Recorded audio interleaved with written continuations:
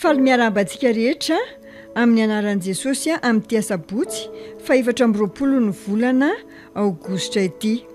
Ny rapsodian'ny fahamarinana anio dia mitondra ny lohahevitra hoe ny sotoavina sy ny fitsipika ao amin'ny fanjakana. Ny tenin'Andriamanitra fanokafana dia amin'ny Exodosy 20 andiny 4 izay mivaky toy izao amin'ny anaran'i Jesosy. Ary aza asiana ambaratonga hiakaranao eo amin'ny altarako mba tsy ho hita eo ny fitanjahanao. Manampy antsika ahazo fahalalana ny fomba fisainan'Andriamanitra sy ny toetrany ny soratra masina. Raiso ohatra ny toromarika nomen'Andriamanitra ny zanak'Israely momba ny fanorenana ny altara. Nomeny toromarika izy ireo mba tsy hanorina altara misy zanatohatra hiakarana. Nahoana? Tsotra fotsiny satria tsy tiany isy ahita ny fitanjahanao. Tsy tiany ahita ny fitanjahanao ny olona izay mijery avy etỳ ambany.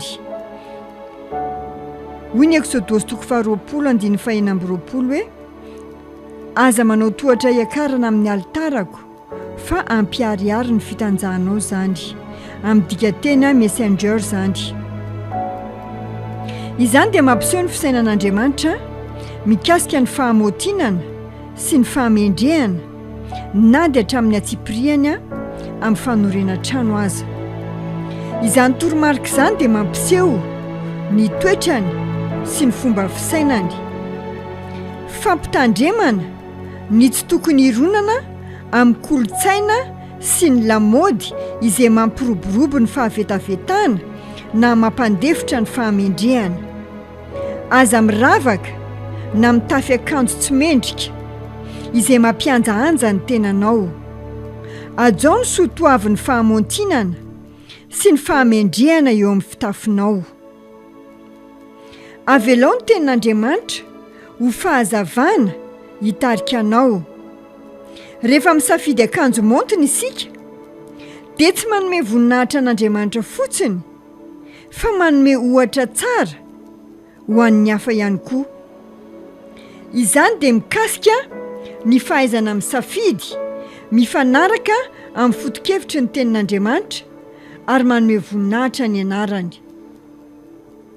Tsarovy mandrakariva fa manana fiainana ambony isika amin'ny maha-kristianina antsika. Ary misy fitsipika ambony tokony arahana.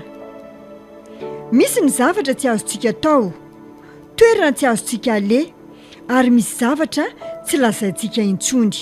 Hoy ny Baiboly ao amin'ny Korintiana 2:9-12.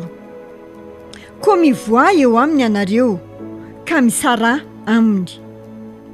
Koka ianao hiavaka. Aoka ianao hiavaka. Zanaka ao amin'ny fanjakana manana fiainana miavaka ianao. No amasin'ny fanahy ianao.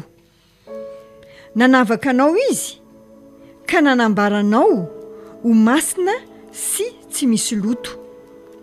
Koka ny zavatra rehetra eo amin'ny fiainanao anome voninahitra an'i Kristy. Azono ny sotoavina sy ny fitsipiky ny fanjakan'Andriamanitra. Alleluia.